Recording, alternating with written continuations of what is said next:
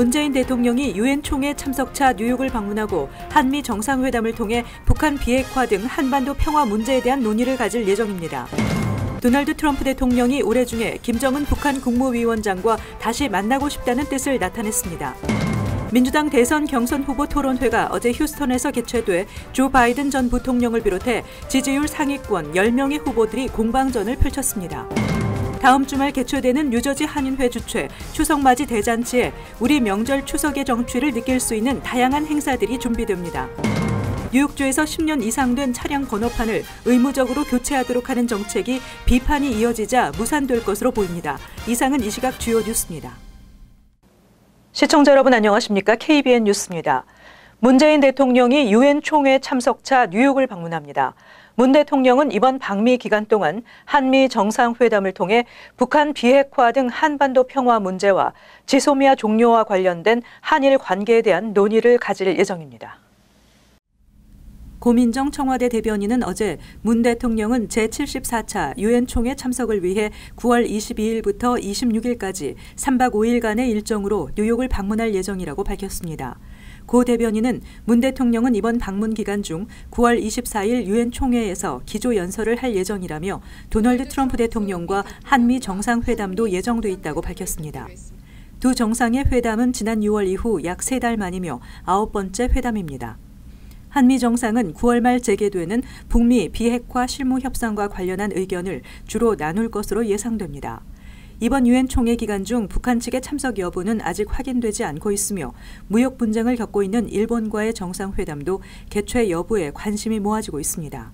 한편 뉴욕 총영사관은 오늘 대통령 방문 기간 중 공식 일정이 나오지 않은 상태라며 동포 간담회 개최 등 주요 일정이 정해지면 언론을 통해 공개하겠다고 밝혔습니다.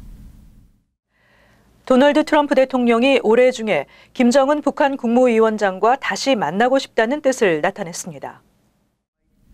로이터 통신에 따르면 트럼프 대통령은 어제 백악관에서 올해 말 어느 시점에 비핵화 회담을 재개하기 위해 북한 지도자 김정은을 기꺼이 만나겠다고 말했습니다. 지난 10일 대북 강경파 존 볼턴 백악관 국가안보보좌관을 전격 경질했던 트럼프 대통령은 11일에는 볼턴이 리비아 모델을 언급한 것은 매우 큰 잘못이라며 리비아 독재자 가다피에서 무슨 일이 있었는지 한번 보라며 그것은 좋은 표현이 아니었다고 비판했습니다. 트럼프 대통령은 또 나는 그 이후 김 위원장이 말한 것에 대해 비난하지 않는다며 김 위원장은 볼턴 전 보좌관과 아무것도 하고 싶지 않아 했다며 그런 말을 하는 것은 현명하지 못한 질문이라고 비난했습니다. 한편 12일 미국 국무부는 지난 9일 북한이 이달 말 실무협상 재개 의사를 밝힌 것에 대해 북한이 협상에 복귀하겠다는 고무적인 신호를 환영한다며 다만 아직 정해진 일정은 없다고 밝혔습니다. 민주당 대선 경선 후보 10명이 참여한 토론회가 어제 텍사스주 휴스턴에서 개최됐습니다. 지난 1, 2차 토론회와 달리 이번에는 조 바이든 전 부통령을 비롯해 버니 샌더스와 엘리자베스 워런 상원 의원 등 지지율 상위권 10명의 후보들이 한자리에 모여 공방전을 펼쳤다는 점에서 관심을 모았습니다. 어제 토론회는 선두주자인 바이든 전 부통령을 나머지 후보들이 집중 공략하는 모양새를 나타냈으며 후보별로 헬스케어와 사법체계 개혁 등 각 이슈를 놓고 첨예하게 의견이 갈렸습니다. CNN은 토론회가 끝난 후 승자로 바이든과 베토 오로크 전 하원 의원, 카멜라 해리스 상원 의원을 꼽았습니다. 바이든은 토론회 초반 차분하게 공격을 막아냈으며 특히 샌더스 상원 의원이 버락 오바마 전 정부의 헬스케어 정책을 강하게 비판할 때 적절하게 분노를 표명해 강한 인상을 남겼습니다. CNN은 바이든이 완벽하지는 않았지만 강하면서도 대통령다운 모습을 보였다고 평했습니다. 오로크 후보는 텍사스주 소속 연방 하원 의원을 지내면서 총기 규제를 위해 일해왔던 것을 부각시켰고 해리스 상원 의원은 다른 후보들을 공격하기보다는 도널드 트럼프 대통령을 공격하는 전략을 취해 눈길을 끌었습니다. CNN은 이번 토론회의 패자로는 카스트로와 엘리자베스 워런 상원 의원을 꼽았습니다. 카스트로는 바이든을 향해 수차례 기억이 나기는 하냐라며 비꼬며 나이 문제를 물고 늘어지는 듯한 인상으로 오히려 역풍을 맞았으며 워런 의원은 토론에 적극적으로 뛰어들지 않는 자세를 취해 의외라는 평가를 받았습니다. 뉴저지 한인회가 주최하는 추석맞이 대잔치가 일주일 앞으로 다가왔습니다. 우리 명절 추석의 정취를 느낄 수 있는 다양한 행사를 준비하고 있는데요. 올해는 궁중 한복 패션쇼와 전통 혼례도 예정돼 있습니다. 보도에 임동규 기자입니다. 뉴저지 한인사회의 최대 행사로 꼽히는 제18회 추석맞이 대잔치가 오는 9월 21일, 22일 양일간 리치필드 오버팩 공원에서 개최됩니다. 뉴저지 한인회는 올해 추석맞이 대잔치는 중국, 필리핀, 인도 등 각 나라의 전통 무용과 노래 공연도 선보여 한인뿐만 아니라 타민족도 함께하는 행사를 준비하고 있습니다. 그 외에도 시니어 퀸 선발대회, 아이들과 함께 송편 만들기 등 전 세대가 어울릴 수 있는 다양한 프로그램이 준비되어 있다고 밝혔습니다. 그다음에는 이제 1.5세나 2세들 그들에 대한 정체성, 우리 한국 문화를 알리는, 그리고 이제 올해 같은 경우는 특히 타민족에게도 우리가 이걸 보여주는데, 이걸 통해서 이제 우리 미주 한인 사회가 위상 제고에 도움이 된다고 봅니다. 또 한국에서 이준자 침선 명인을 초청해 궁중 한복쇼와 전통 혼례식을 선보이고 직접 한복을 입어보고 사진 촬영까지 하는 행사를 통해 한국의 멋을 미국에 선보이고 체험해 볼 수 있습니다.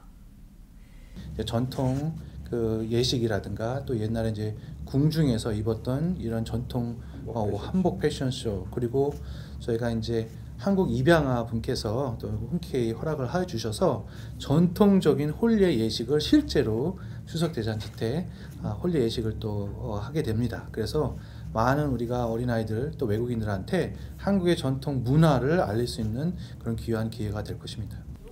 개그맨 김진철 씨가 진행하는 행사의 연예인 공연은 DK 소울과 루카스가 출연해 행사의 대미를 장식하게 됩니다.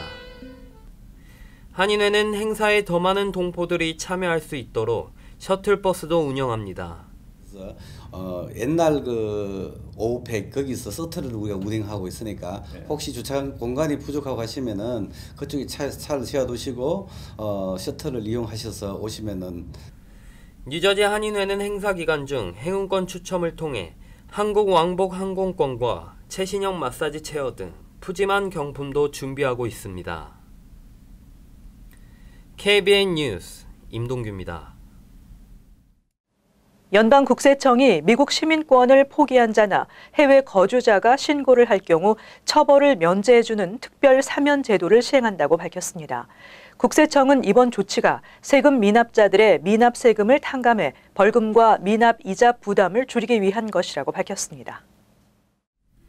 특정 전 시민권자 사면 절차로 명명된 이번 사면 조치는 현재 미국 시민권을 포기한 개인으로 미국 체류 시 세금 보고를 하지 못했을 경우에 따른 미납 세금을 면제해주는 특별 제도로 몇 가지 조건이 충족되면 사면 대상자가 됩니다. 국세청에 따르면 먼저 2010년 3월 18일 이후에 미국 시민권을 포기한 사람들이 해당되며 미국 시민권을 포기할 당시 순자산 규모가 200만 달러 이하인 개인에 해당됩니다. 또 의도적인 세금 회피가 아니고 단순 실수로 세금 보고를 하지 못한 경우로 한정하고 있습니다.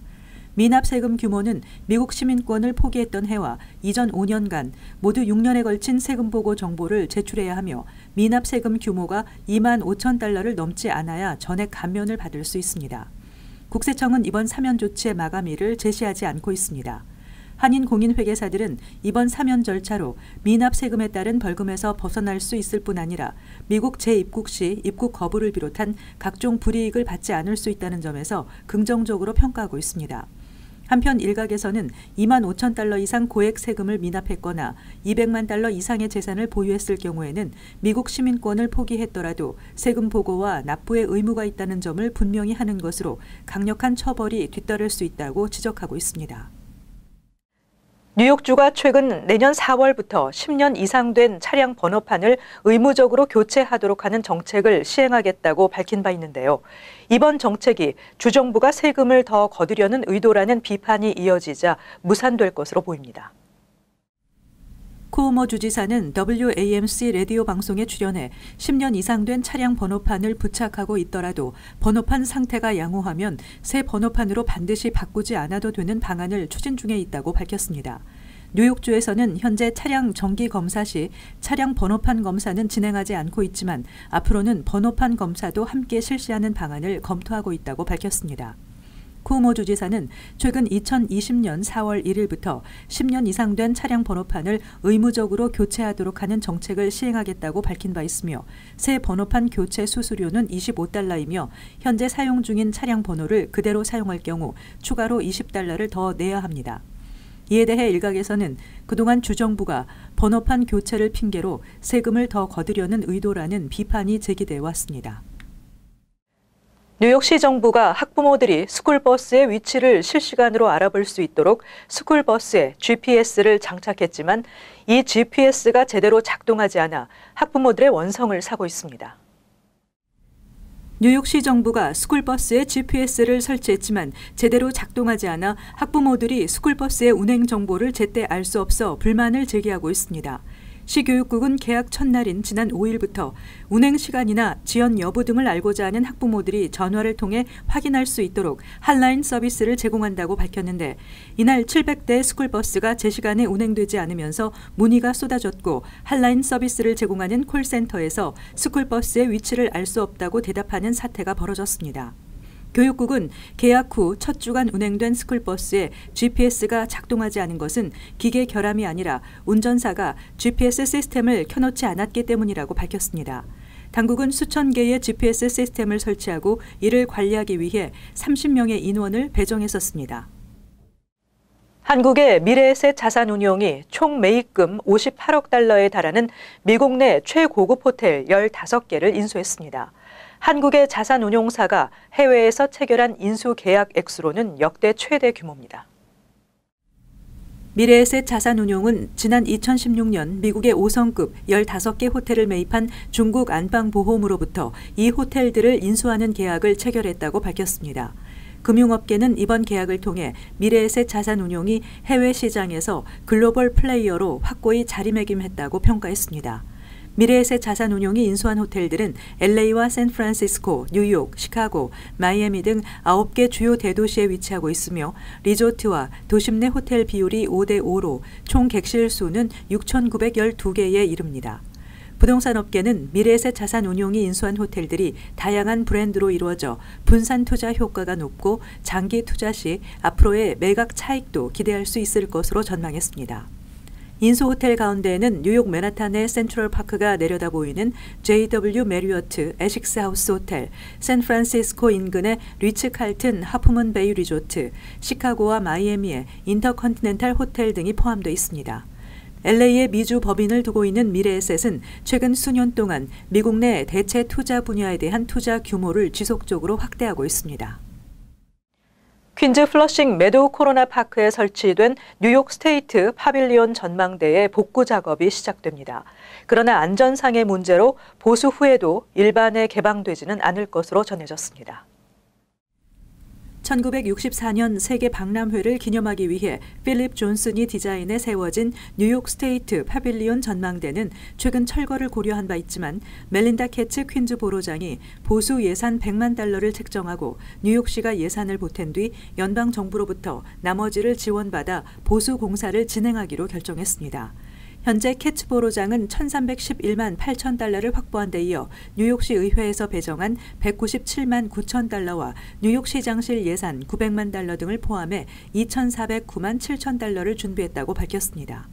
보수는 오는 2021년 3월까지 마칠 예정이며 새 페인트 칠과 조명을 교체하는 등 새 단장을 하게 됩니다.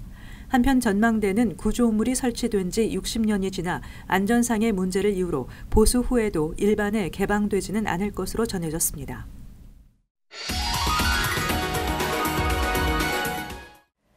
이어서 LA 지역 한인사회 소식입니다. 지난달 LA의 한 중학교에서 총격 사건이 발생한 사실이 뒤늦게 발견돼 논란이 일고 있습니다. LA 경찰국에 따르면 지난달 27일 아침 11시쯤 보일하이츠 홀렌백 중학교에서 한 학생이 캠퍼스 외부에서 날아온 총탄에 맞아 턱과 입에 부상을 당한 것으로 드러났습니다. 이후 피해 학생은 곧바로 수술을 받았고 생명에는 지장이 없는 것으로 전해졌습니다. 다만 LA 통합교육부는 지난 10일 길가메즈 학교 경찰 연합 대표가 주도한 학교 이사회에서 이 사건을 공개하고 나서자 이를 인정한 것으로 전해졌습니다. 한편 아직 이번 사건과 관련해 체포된 용의자는 없는 상태입니다. 임금 인상과 노동 조건 개선 등을 요구하며 파업 절차를 준비 중이던 남가주 대형 마켓 노조원들이 파업 없이 마켓 측과 합의안에 도달했습니다. 랄프스와 본스, 엘버슨스 등 남가주 대형 마켓 체인의 직원 약 4만 7천여 명을 대변하는 식품상 노조 UFCW는 사용자 측의 최종 협상안을 받아들여 전면 파업 계획을 철회했다고 밝혔습니다. 합의안에 따르면 시간당 임금 인상 폭은 최저 1달러 55센트에서 최고 1달러 65센트로 앞으로 3년간 매년 인상되고 복지 혜택 지원금 혜택도 대폭 확대됩니다. 한편 남가주 대형 마켓 노조원들은 지난 2003년 마지막으로 파업을 벌였으며 이는 4개월 이상 지속되면서 미국 역사상 최악의 마켓 파업으로 기록됐습니다. 이어서 간추린 소식입니다. 내셔널 메릿 장학재단이 선정한 2020년도 준결승 진출자 명단에 뉴욕은 49명, 뉴저지는 46명의 한인 학생이 포함된 것으로 나타났습니다. 이번 준결승 진출자 명단에는 전국에서 약 16,000명이 선발됐으며 이 중 90%가 결승에 진출하게 됩니다.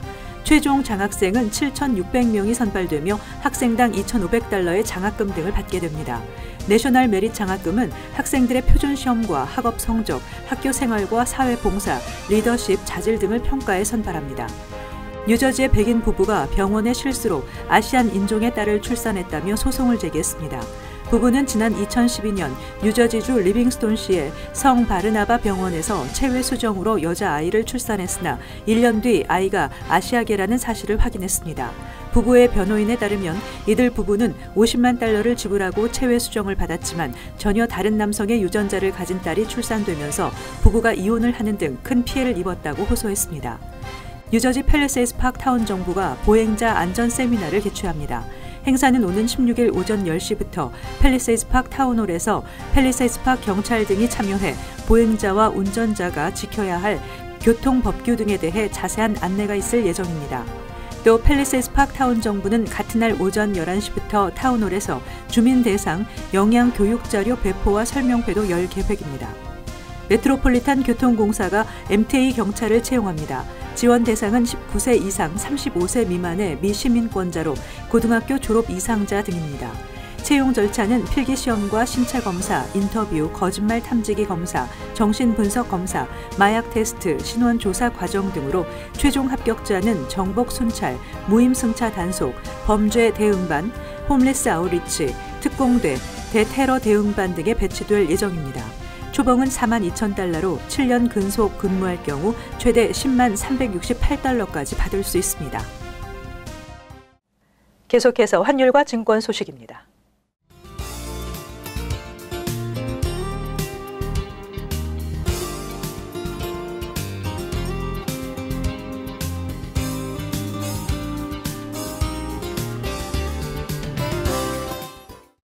끝으로 날씨 전해드립니다.